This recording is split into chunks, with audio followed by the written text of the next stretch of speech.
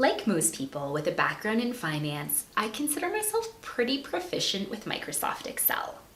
I've created and used some pretty complex financial models, so I really didn't think there were any advanced features or calculations out there that I didn't already know about. But I recently discovered one that had been available to me all along in Excel that would have been a huge time saver, and for some reason I just didn't know about it. So I decided to put together this video as a little bit of a demo to show you what it is step by step, as well as a use case for when you may actually want to use this function. The gist of it is incredibly simple. Essentially, it lets you link Microsoft Excel into a Word document or PowerPoint.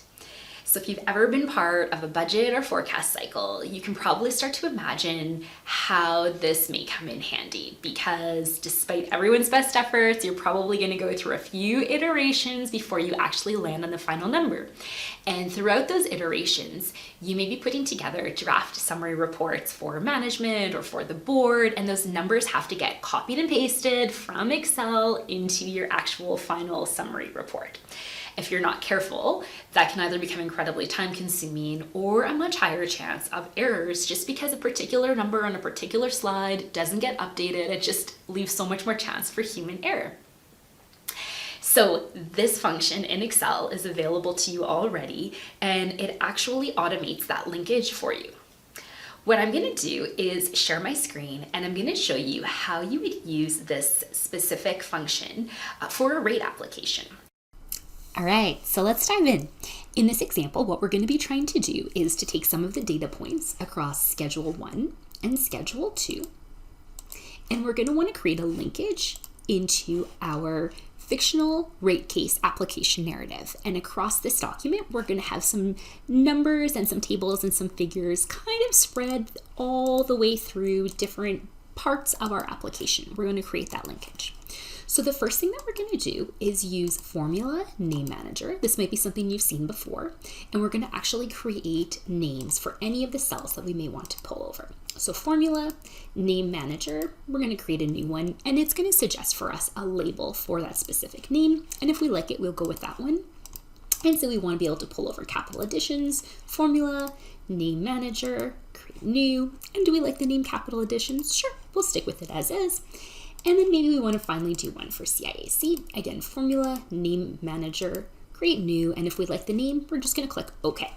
So what we've now done in this step is to identify 4 different data points on this schedule here that will be available for us in the Word document. And on schedule number 2, what we may want to do is actually be able to pull in the whole entire table. So we'd go to here, and this time, rather than picking up a specific cell, we want to access the entire table. So we now have a few different things copied on there, but maybe we know in our application there was something really unique happening with distribution operations. So not only capturing the entire table, we might also want to uniquely capture the cell B5. That's okay, we can absolutely do so. We're going to say distribution operations, perfect. So you can see everything we've created a name for is going to be items that are available for us in our actual Word document. Okay, perfect. Now let's go under Home, and we're going to do Automate Content. Don't worry, if you look at this and you say, I don't have that under my Home menu, I'm going to show you in a moment exactly how you can get it, because you do have access to it. You're going to go to List, and you're going to click List Linkable Content. And it's just going to give you a bit of a recap of what you saw in the Name Manager. It's going to say, here's the things that you were able to access in there. You're going to say, yep, perfect. So you're going to go to List, do a quick little review, make sure it captures what you were expecting it to capture, which is all the things you identify. And then you're going to go to Submit, and let's do a Submit Content. And look, success. Those 6 things have basically been copied over and are going to be available to you. So that is pretty much all we need to do in Excel to identify what are the data points that we want to be able to play around with. Now we're going to figure out where we're going to actually put it in the application, because we don't want to have to do this every single time. Remember, this is the one-time setup. Once you have it set up, you can update it as you go. So here you're going to want to change your revenue requirement is to be determined. Well, actually, that's not going to be the case. You want to create that linkage back to that other cell. So you're going to go again to Home, Automate Content. And here, what you're going to want to actually do, if we go up here, is to create a link. So let's grab what our link is. And it says, okay, excellent. We're picking up those 5 items and that one table. That's exactly what we expected. Let's grab our text. It's coming from Schedule 1. And in this case, it's coming from Schedule 1. There's Schedule 1.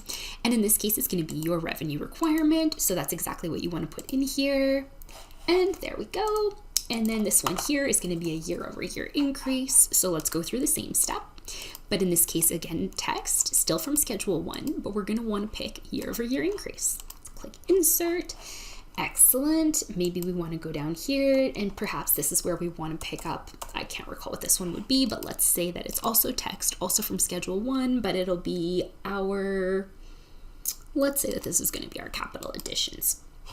And perhaps a little bit further down here was where we were really interested in distribution operations. So remember, we're still under link, get Excel content, but here we wanted to pick up something from Schedule 2, and we see it's distribution operations, click populated.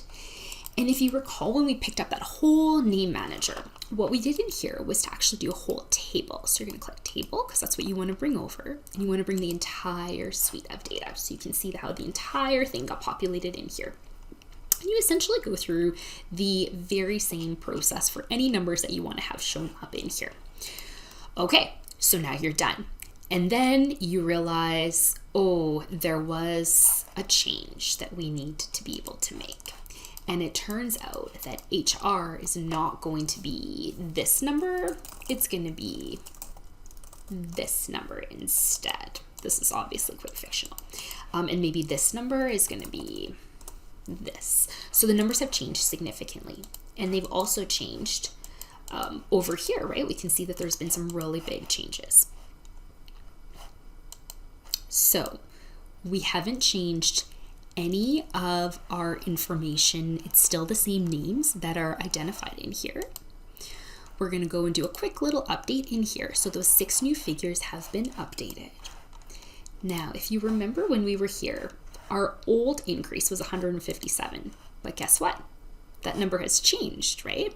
So we can see that all the numbers throughout this table, throughout the entire document, have had a cascade update all the way around. So we can see this HR number is now, millions and millions compared to, a couple hundred. Obviously, these numbers are completely fictional, but it gives you a really good idea. The other really neat thing that you'll end up noticing is you may make a last minute change to say, we actually really want to show granular detail on decimals. Guess what? Submit, and you can go back into your Word document, and all the way through, guess what? You now have all of your decimals. Or maybe there's a style change and you decide, no, we actually want to go back to rounding up. Guess what? You can go back here and you can actually change and say, we actually don't want to show this as a number. Perhaps we want to show it as just a figure that's presented this way. Submit. Let's go back to our actual document here. Update document. Perfect. So it carries over the formatting is what I'm trying to be able to demonstrate. So you can see the linkage is created. Now, the one thing I did mention, if you do not have home automate content, what can you do? Very simple. You're going to go to Insert, My Add-ins, Add-in Store, and this is a free add-in, but you're going to do Excel to Word, and you'll see it here, and you'll click Add, and once you've gone through that step, you'll be able to see this home automate content. And that's how it's done. Okay, so there you have it. It's pretty simple to use. Give yourself a little time to practice and play around with it. That first time using it might feel a little bit awkward, but if you do spend a few minutes up front just to get yourself familiar with it, it'll be a huge time saver down the road. So give it a shot and let me know how it goes.